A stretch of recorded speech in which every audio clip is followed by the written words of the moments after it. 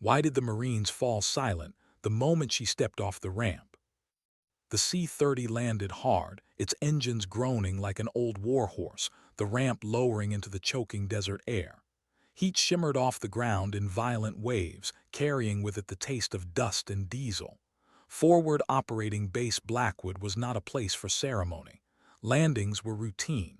Supply drops were routine. New officers arriving, especially, were just another box to check.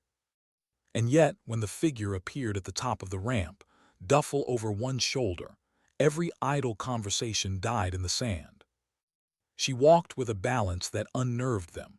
Not swagger, not the stiff posture of someone overcompensating for authority. It was the kind of stride that came from a body drilled into perfection, from a mind that had rehearsed every movement until even walking was a weapon.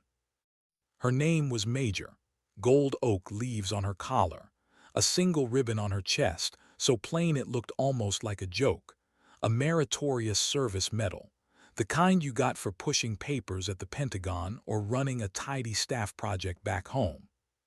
To the Marines unloading supply pallets, she was already typecast. A loggy, a paper pusher sent to shuffle inventory spreadsheets while real men carried rifles. One corporal elbowed his friend, whispering just loud enough for the wind to carry. "Looks like command sent us a new coffee maker." A ripple of laughter followed, the kind that thrives when no one is watching too closely. But she didn't so much as glance in their direction. Her eyes, dark, almost black, swept over the base with clinical precision. They didn't linger on people. They absorbed structures, angles, blind spots. She noticed where the sand had piled against the concertina wire, forming a natural ramp. She tracked the slouching guard in the nearest tower, rifle drooping carelessly at port arms instead of at the ready. She marked the wind's direction by the way dust peeled off the transport's propellers, already calculating how it might carry sound or cover it. She moved toward the command tent without breaking stride, her boots sinking into sand with measured rhythm. The Marines saw only the contrast, her crisp uniform against their sweat-stained fatigues, her calm efficiency against their slouching boredom. They saw what they wanted to see, an outsider who had never felt mortars thump the ground beneath her boots, never lived in a forward operating base where heat, fear, and routine stripped you raw. And maybe they were right. Maybe she was just another staff officer thrown into the grit of a forgotten war. But the way she carried herself said otherwise. A grizzled gunnery sergeant wiping grease from his hands paused his work as she passed the motor pool. He had been in for 20 years, had seen the parade of careerists with their immaculate uniforms and nervous eyes. They always looked like tourists on their first visit to hell. But this one, this Major. She walked like she knew the ground, like she owned it, like she already understood what threat each grain of sand might hide. His brow furrowed. He went back to his Humvee, but the image stayed with him. The others didn't notice. They saw only the ribbon, the single, almost insulting piece of color on her chest, the one that looked like it belonged on someone who once organized a bake sale for the Pentagon brass. And if she heard their whispers, she gave no sign. Inside, though, her silence was not emptiness, it was calculation. Because Major knew exactly what they saw. She had spent years watching eyes like theirs slide over her as if she were furniture, as if her worth could be summed up by what decoration gleamed above her left pocket. She had learned the utility of being dismissed. Let them laugh. Let them underestimate. A ghost was most effective when no one believed it existed. Still, there was a flicker in her chest, a familiar tightening that had nothing to do with rank or ribbons. It was the quiet ache of walking alone into a place where belonging was before you spoke a word. She had lived with it her entire career. And though her face betrayed nothing, a small, hidden part of her wondered, just once, what it would feel like not to be invisible. The command tent loomed ahead, khaki fabric snapping against steel poles under the desert wind. She straightened her shoulders not out of pride but out of ritual, step, breath, step, control. What waited inside would confirm what she already suspected. "Colonel," The man who believed wars were won with firepower and bodies, not with details. A man who had made his reputation in the crucible of conventional battles, who saw the world in blunt binaries, warriors and everyone else. And in his eyes, she already belonged to the second category. She ducked into the dim interior. Heat pressed in heavy and thick, mingling with the scent of dust, ink, and sweat. Maps stretched across the colonel's desk, scrawled with grease pencil lines. Behind him, a single photo of a grim-faced battalion in formation. No family pictures, no sentiment, just war. Didn't rise when she entered. Didn't offer a handshake. He gestured at the flimsy folding chair opposite his desk, eyes still fixed on the personnel file open before him. Major, his voice was flat, indifferent. Logistics, your file is thin. She stood at attention, eyes fixed not on him but just past his shoulder, her face a mask of composure. He flipped a page, lips curling faintly. Says here you've spent the last few years stateside, Pentagon tour, staff assignments, not much dirt under your nails. Finally he looked up. His eyes were pale, washed-out blue, the kind that appraised and dismissed in the same glance. We don't get many field grade out here, he said. Our supply chain is simple, bullets in, bodies out, doesn't require a great deal of finesse.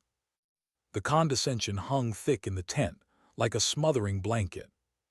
He was baiting her, waiting for protest, for credentials thrown in his face, for the defensive pride of an officer who had fought to get here. But her voice, when it came, was as steady as the desert horizon. I will manage the depot to the best of my ability, sir. No protest, no crack in the armor. His gaze dropped to her chest, to the ribbon that gleamed pale against her uniform.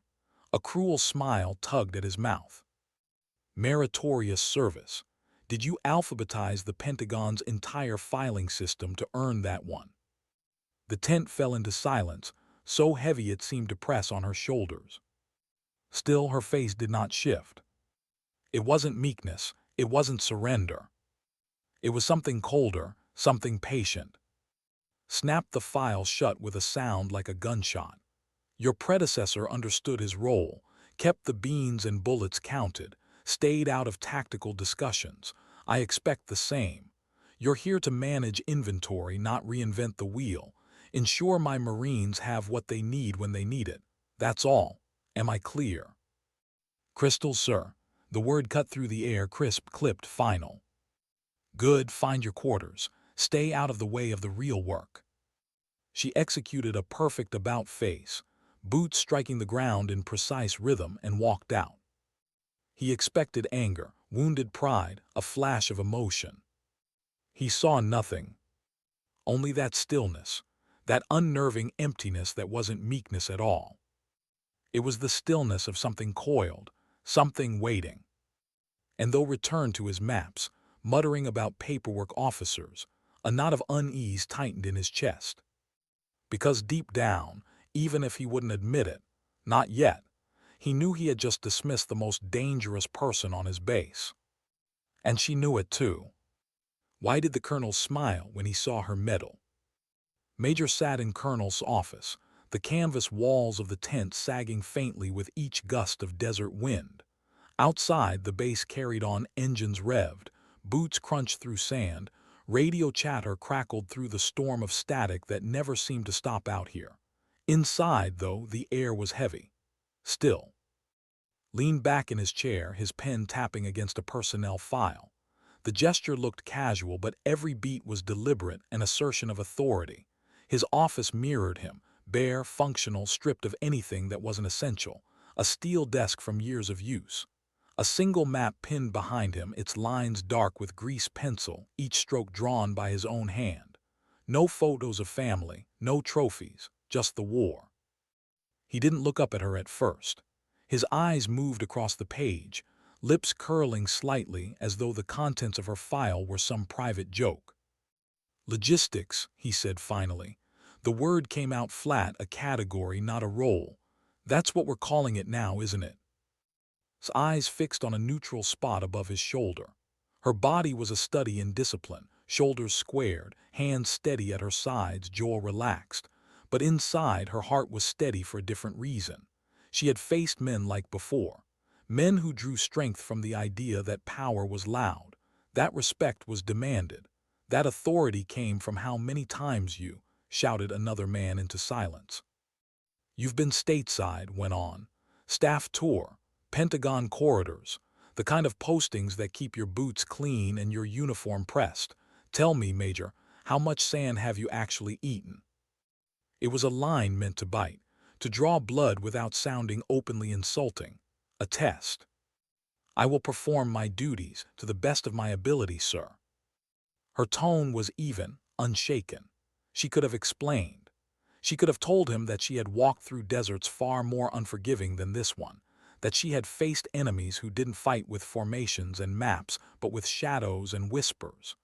She could have told him that she knew more about the rhythm of insurgency than most men in this camp would learn in their entire lives. But explanations were currency, and she had learned long ago that the richest men were the ones who spent the least. Finally raised his eyes. They were pale blue, the kind that looked through you without ever really seeing. He studied her for a long moment. His silence wasn't thoughtful, it was heavy, weighted with judgment. Then his gaze dropped to her chest. And that's when the smile came. It wasn't warm. It wasn't amused. It was the sharp smile of a man who found something small to crush beneath his boot. Meritorious Service Medal, he said, almost chuckling. Tell me, Major, did you alphabetize the entire Pentagon filing system for that one? The words landed in the silence like a grenade, sharp, designed to provoke, the kind of insult spoken not because it was clever but because it was cruel. Didn't flinch, didn't answer. Her eyes stayed steady, her face calm. Inside, though, a thread of memory unspooled, other rooms, other men, the same narrowing of eyes, the same dismissal of her presence. The same equation, one woman, one ribbon, one conclusion. And yet her silence wasn't submission, it was a mask. Mistook it, he leaned forward, satisfied. Your predecessor kept his head down, didn't overstep, didn't try to reinvent the wheel, kept the beans and bullets flowing. That's what I need. That's all I need. Can I expect the same from you? Crystal, sir. The words snapped like glass in the air. He waved his hand as if dismissing a trivial request. Find your quarters, settle in, stay out of the way of the real work. Her boots struck the floor with precise rhythm as she turned and left. Leaned back, convinced he had put her in her place. To him, her silence was meekness, her calm weakness, her lack of argument and admission. He was wrong, because inside, beneath the stillness, something shifted. For years had worn masks, the officer, the unremarkable presence at the edge of the room. Each role was a shield, each ribbon, or lack of them, a form of camouflage. She had been taught to let men like underestimate her, to let them believe the dismissals they spoke, to let them think they had stripped her down to nothing but paperwork and protocol. But it always stung, not because she wanted their respect, not because she craved recognition. It stung because, in those moments, she remembered just how much of herself had been erased. The real ribbons, the real scars, the real history, locked away in redacted files, buried under layers of secrecy so thick that even men with stars on their collars only heard whispers. Her life's weight was invisible, and invisibility was sometimes harder than danger. She walked out into the sun, the heat clawing at her skin. Marines passed by, some glancing her way, some not. Most saw only what had seen, a major with a desk job, a ribbon that meant nothing. Her eyes flicked over them all, registering the slope of their rifles, the sag of the perimeter wire, the subtle rhythm of boots on sand. Always watching, always building the map in her head. The colonel thought she had left his tent defeated. But what he had mistaken for emptiness was not emptiness at all. It was stillness. The stillness of a predator waiting for the right moment. And that moment, though none of them knew it was coming, Why did she walk the perimeter every night when no one was watching? For the next week, Major moved like a shadow through Fob Blackwood. To the casual eye, she was just another officer fulfilling a mundane duty.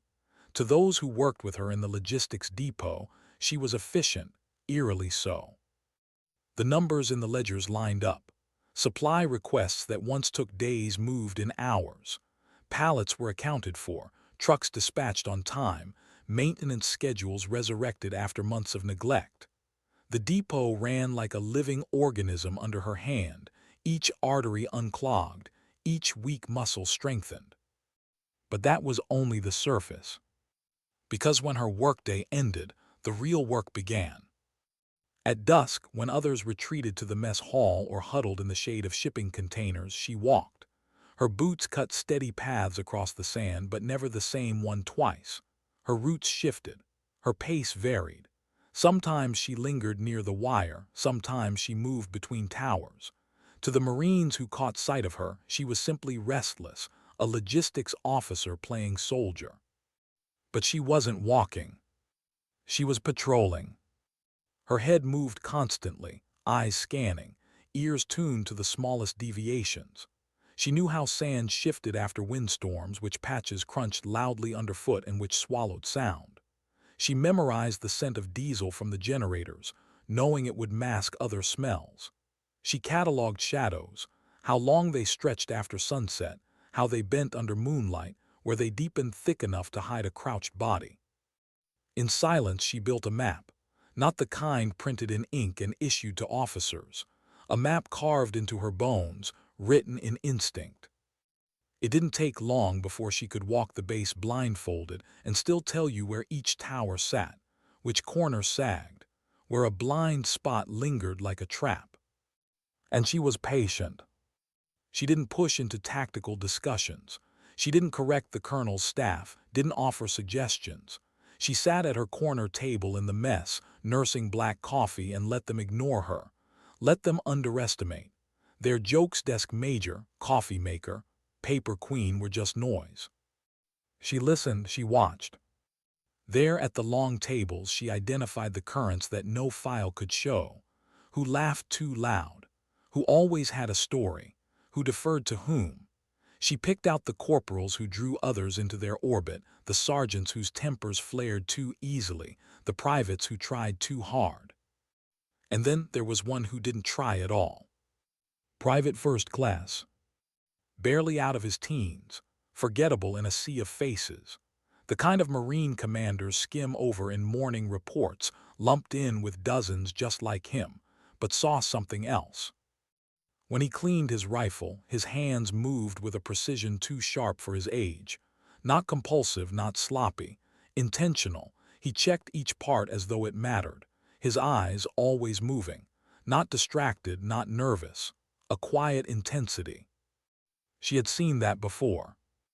The others overlooked him. She did not. Because she knew what it meant to be overlooked. Her nights became ritual. After walking the wire, she would return to the small container that passed for housing. Alone, behind the thin walls, she disassembled her M9 pistol with a grace born from endless repetition. Slide, barrel, spring, magazine. Each piece wiped, checked, reassembled. The click of metal on metal was steady, almost meditative. To anyone watching, it would seem strange, a logistics officer obsessing over a sidearm. But for her, it wasn't obsession. It was tether. The weapon was truth. Truth did not lie like metals did. Truth did not vanish under redactions. Truth was steel and recoil and the silence after a shot. And as she cleaned, her mind ran simulations. If the attack came from the east, morning glare blinding towers 2 and 3, they would aim for the command tent and fuel depot. QRF would respond in 4 minutes. Too slow. Heavy weapons needed repositioning to cut interlocking fields of fire. If mortars came first, likely bracketing the motor pool, then followed by a breach, where would they cut? The sagging wire by Sector 4. Always Sector 4. She walked the scenarios like mazes, seeing where the enemy would flow, where defense would collapse. Each variation filed away, not in panic but in calm precision. She wasn't paranoid, she was prepared. Because deep inside lived with a truth no one at Blackwood knew. She wasn't just an officer shuffled by the Pentagon into a forgotten base. She wasn't just a logie. She was a weapon. And weapons didn't rest. But even weapons carried burdens. As she sat on an ammo crate one evening, wiping oil from the pistol's slide, the sound of laughter drifted from the mess hall. Marines crowded together, telling stories, trading insults, carving camaraderie from the dust. She listened from a distance, a silhouette against the glow of lantern light. And though her face stayed unreadable, a flicker of something pressed against her ribs: loneliness. Because for all her discipline, all her masks, she couldn't deny the human ache beneath it. To sit at that table, to laugh without calculation, to belong. But she couldn't, not really. Because belonging meant being seen, and could not be seen. Not here, not anywhere. So she stayed in her corner, cleaning steel, walking wire, studying every shadow, a ghost in uniform. The colonel dismissed her, the Marines mocked her, the base forgot her. But she was patient. And one day soon, the desert would test them all. And when that day came, they would learn what ghosts were for. What happens when the storm itself becomes the enemy. The desert sky changed first. One moment it was a pale, washed-out blue sun hammering the base with brutal indifference. The next, a bruise spread across the horizon, sickly yellow at the edges, rolling into a deep, angry brown. At first the Marines cursed the wind, cursed the sand, cursed the heat that never seemed to let up. But within minutes they weren't cursing anymore. They were starring, because the horizon wasn't just darkening, it was moving, rising, becoming a wall. A haboob. It came like a tidal wave, a monolith of dust and grit swallowing sky and earth alike.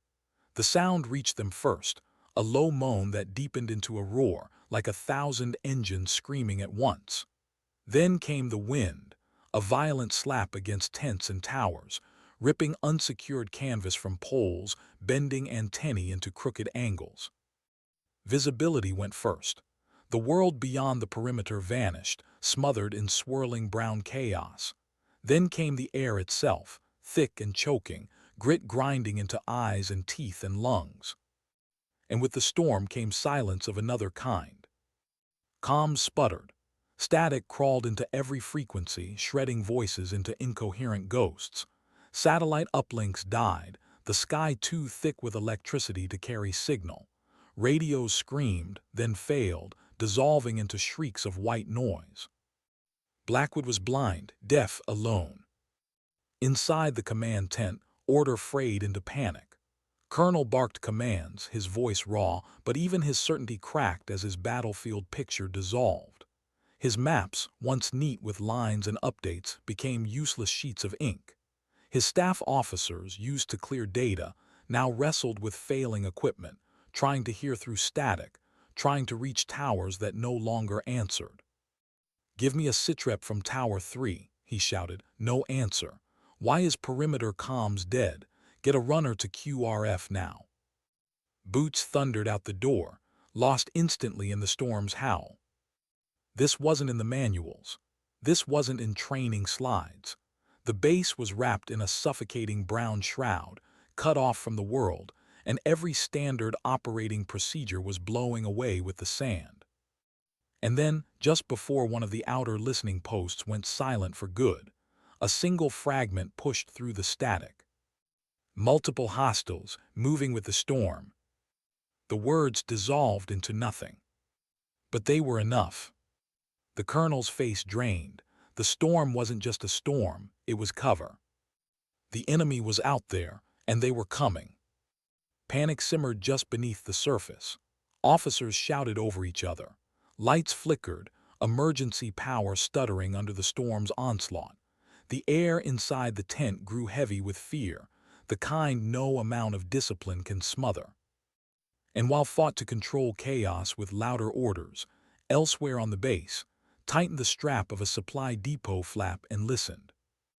The wind screamed, tearing at canvas, rattling metal. Marines shouted, their voices muffled and frantic in the storm. Boots hammered earth in patterns that weren't steady patrol rhythms anymore. They were erratic, panicked. She had felt this shift before. Chaos. To most, chaos was terror, confusion, paralysis. To her, chaos was familiar, a sharpened edge, a weapon. She could feel the rhythm of it now, the erratic beats, the breaks in order. The enemy wasn't here yet, but she could hear them in the storm. They would come with the wind, use its cover to blind towers, to choke rifles, to hide their approach. She checked the action on her M9. Smooth, oiled, ready. The weapon's weight in her hand was steadying like an anchor in the roaring dark. To the storm was disaster. To her it was variable. And variables could be used. Her calm was almost unnatural. While others scrambled, she moved methodically, securing supplies, ensuring no loose tarp or unsecured pallet would turn into a hazard. Every motion deliberate, every choice measured. And inside her head, she replayed her scenarios. Sector 4, the sagging wire, the blind spot between towers, the gap she had marked days ago. If the attack came, and she knew it would, that was where it would strike. She could see it without seeing it. The storm was pressure. It pressed against canvas, against skin, against nerves. It pressed against men like until they cracked, but didn't crack. She sharpened. The haboob raged on, drowning the base in dust and silence. And while fear spread like wildfire, she stood in the eye of it, calm, waiting. Because storms pass. But when they pass, something always follows. And she would be ready. What do you hear first in a storm? The wind, or the enemy hiding inside it? The first mortar landed like a dull cough, swallowed by the roar of the haboob. Some Marines didn't notice it at all. Others froze, unsure if the vibration under their boots had been real. But then came the second, closer, sharper, the concussion rolling through their chests. The storm didn't drown that one. The ground shivered. And suddenly, everyone knew. The base was under attack. Inside the command tent, panic spiked like electricity. Maps slid off tables as Marines scrambled to radios that only screamed static back at them. Shouted himself hoarse, demanding bearings, sectors, targets. But the storm swallowed everything. Sound, sight, certainty.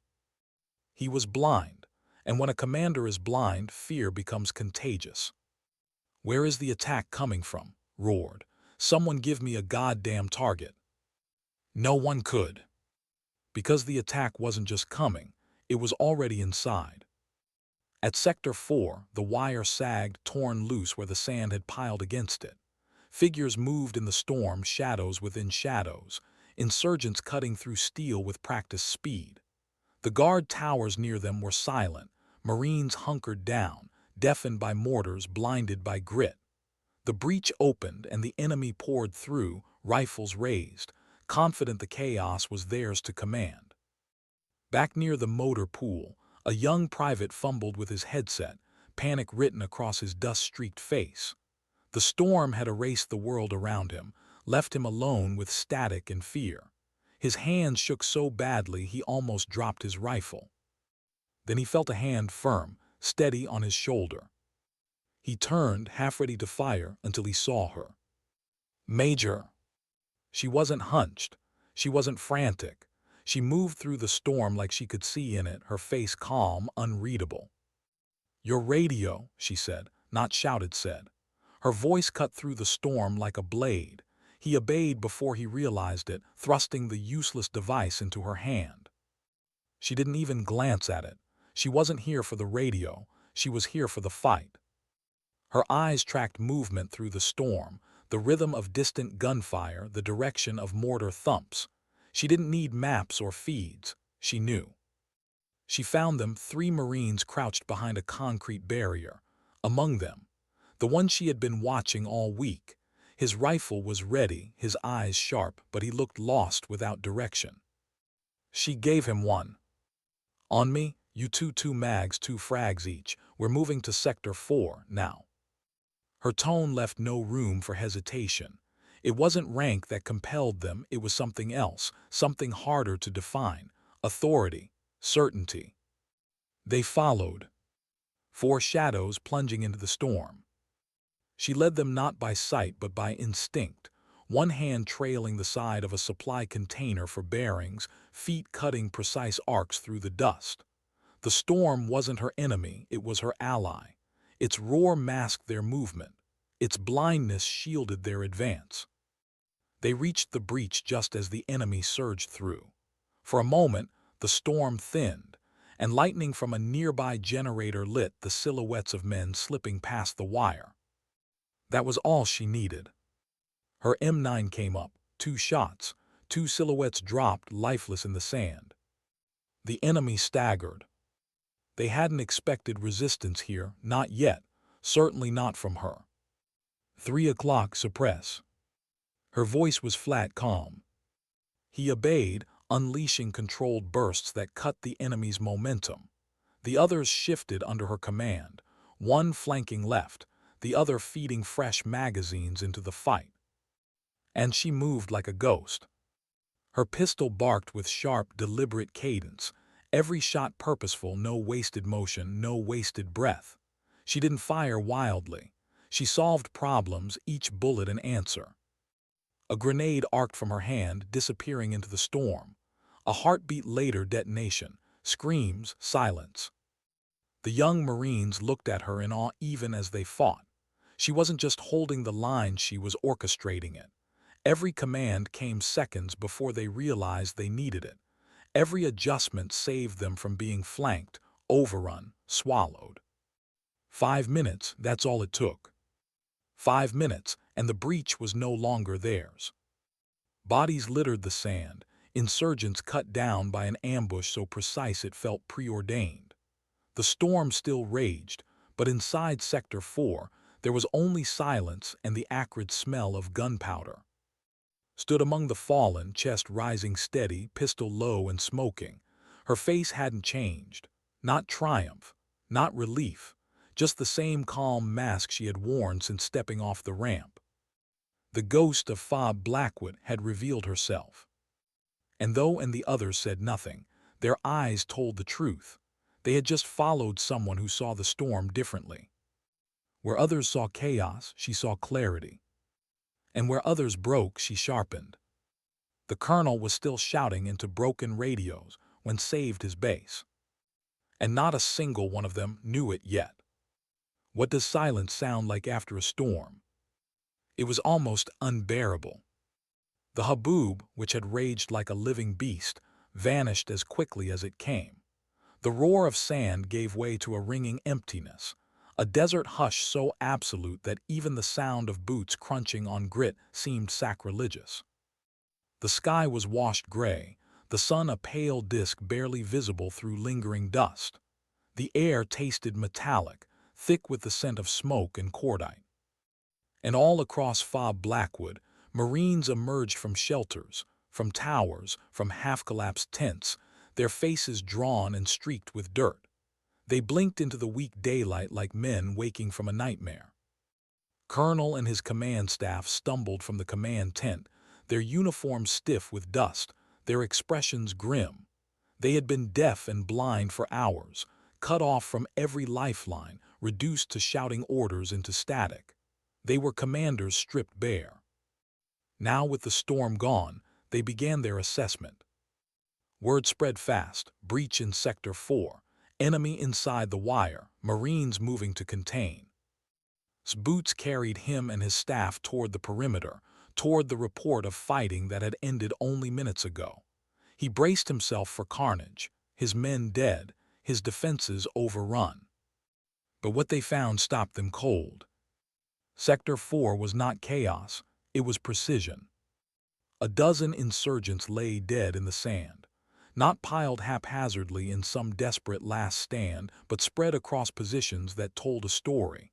Angles of fire, fields of suppression, a grenade blast placed with surgical intent.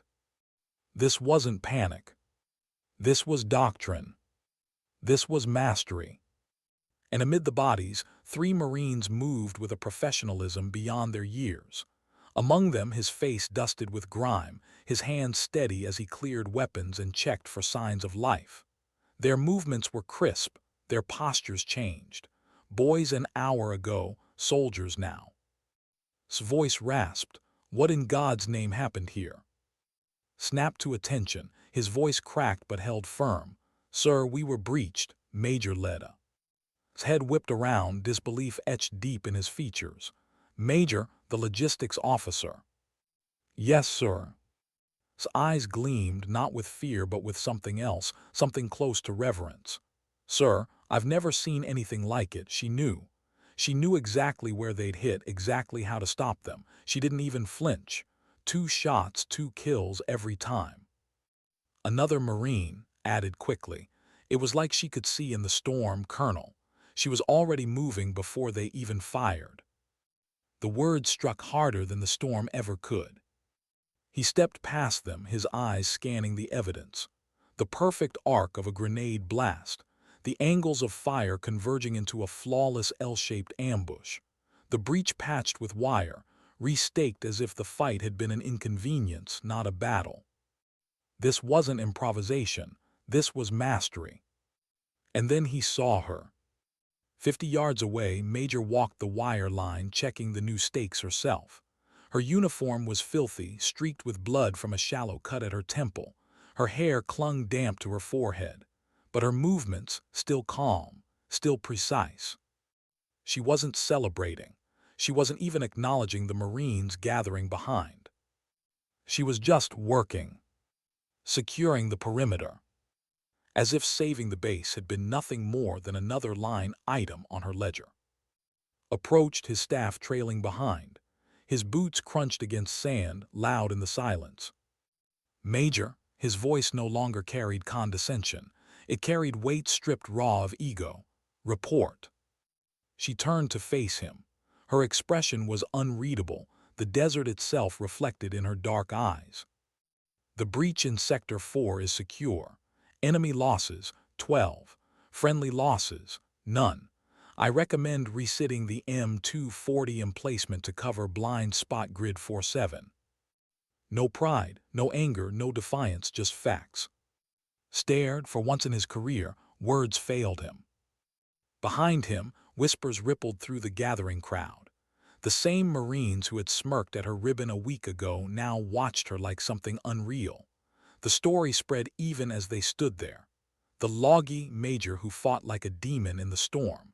The officer who walked into dust and death and came out carrying them all on her shoulders. The base shifted that day. They didn't laugh anymore when she passed. They didn't whisper about coffee makers or paper pushers. They gave her space, wide space, the kind given not out of avoidance but out of awe.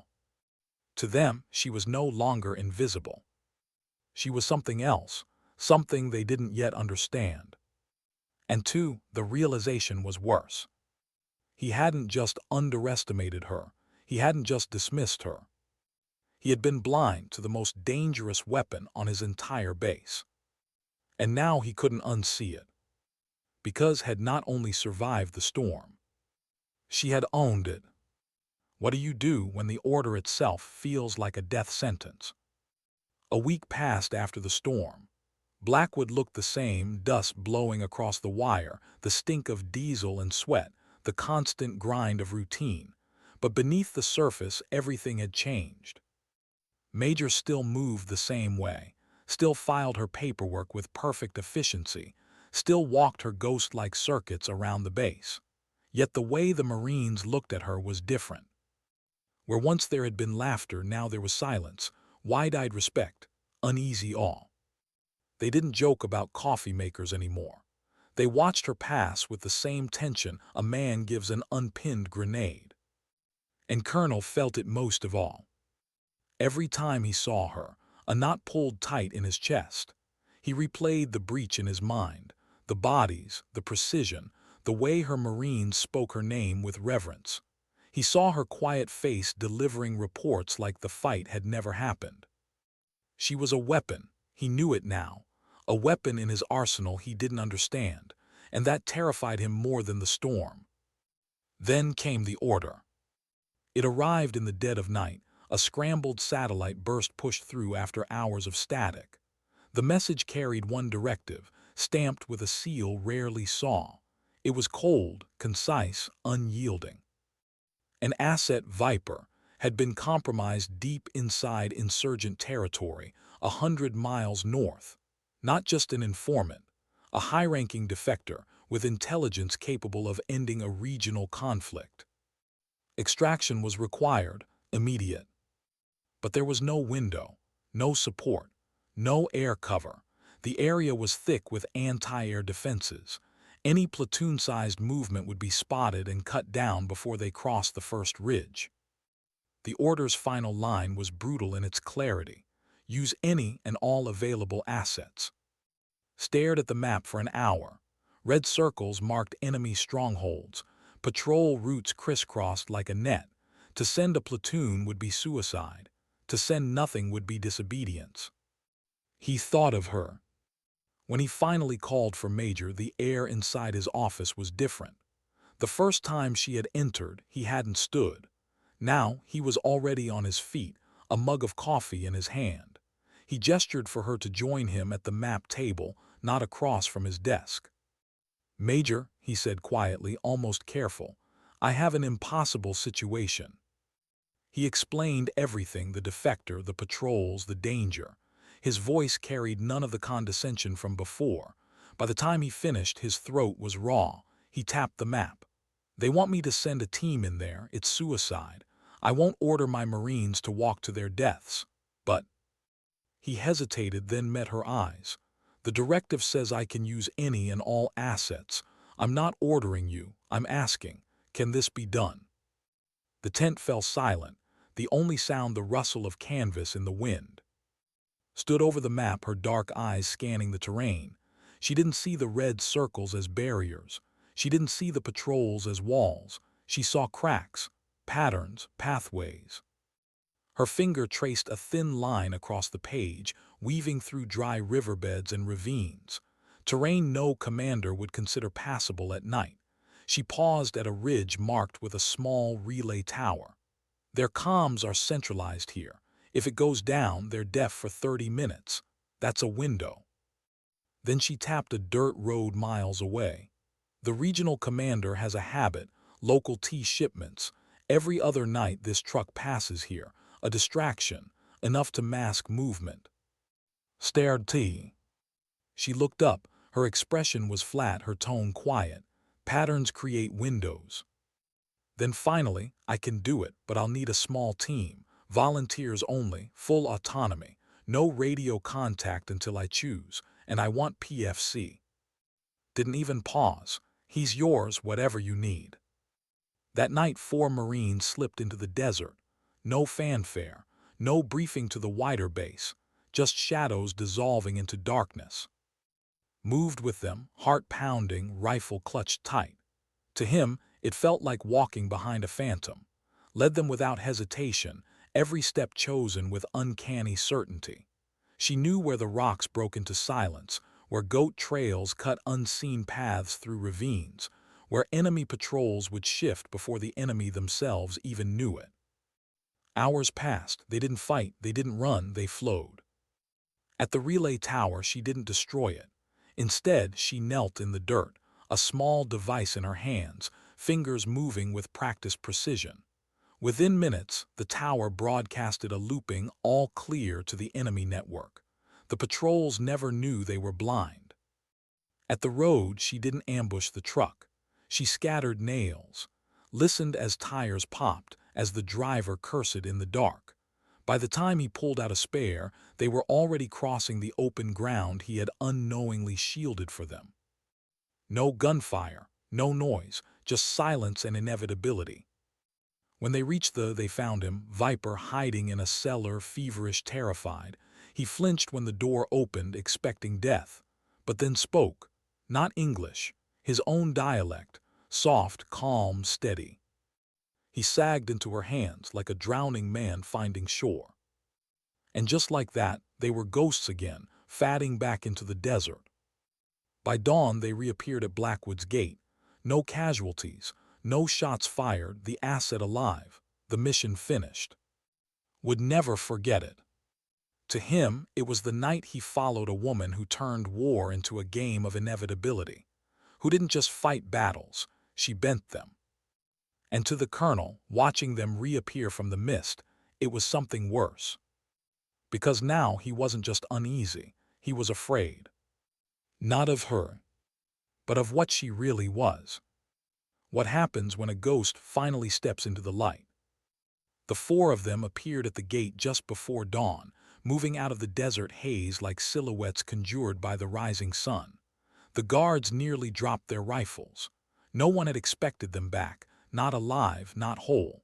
But there they were, two Marines who looked twice as old as when they left, and in the center, Major, steady as stone. And leaning heavily against was the man they called Viper. The guards scrambled, fumbling to let them through, eyes wide as the story spread like wildfire across the base. They're back. She brought him back. By the time they reached the command area, the whole of FOB Blackwood seemed to be waiting. Marines lined the path in silence, eyes locked on the ragged group. Some faces were curious, some reverent, others fearful, as if watching something they could not explain. Colonel stood at the front, flanked by his staff, his jaw set but his eyes betraying the disbelief in his chest. He had sent her out with an impossible order. He had expected failure, maybe even death.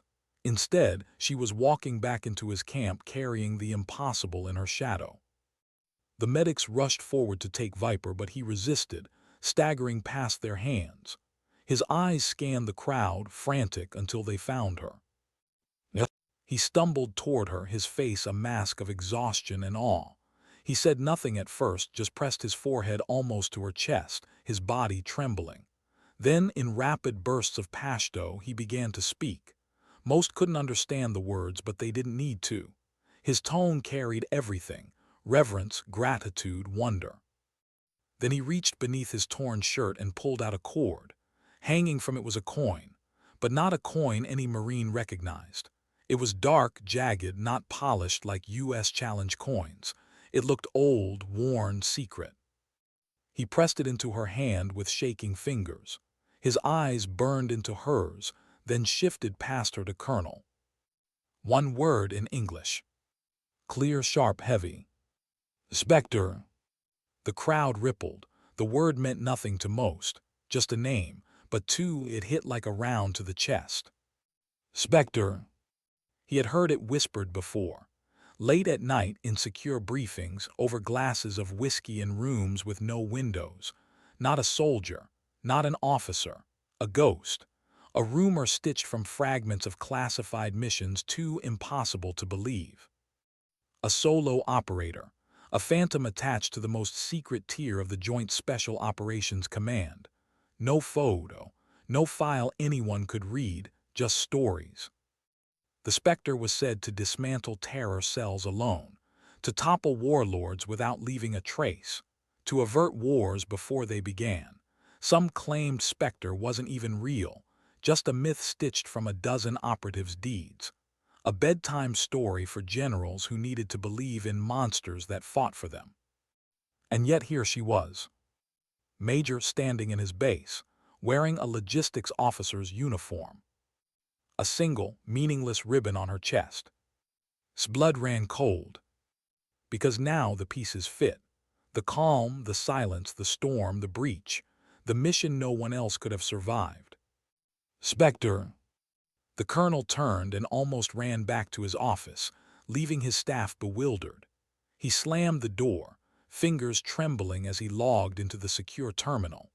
Override codes spilled from memory, each keystroke pulling back another layer of black ink from the file marked Major. And there it was. Not logistics, not staff tour. A career buried in redaction, revealed line by line. Unit assignment, Special Mission Unit Tier 1. Call sign Spectre. Commendations, blocks of alphanumeric codes marking operations so classified they didn't even name them.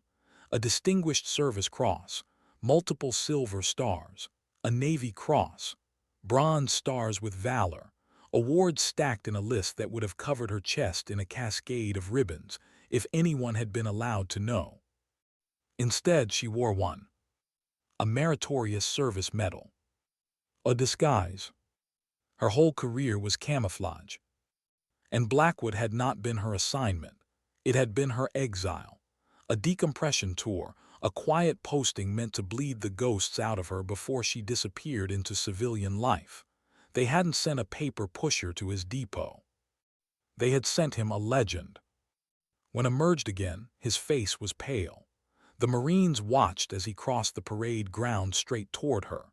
She was in the mess hall now, sitting at her usual isolated table, stripping her M9 with the same methodical precision she always had.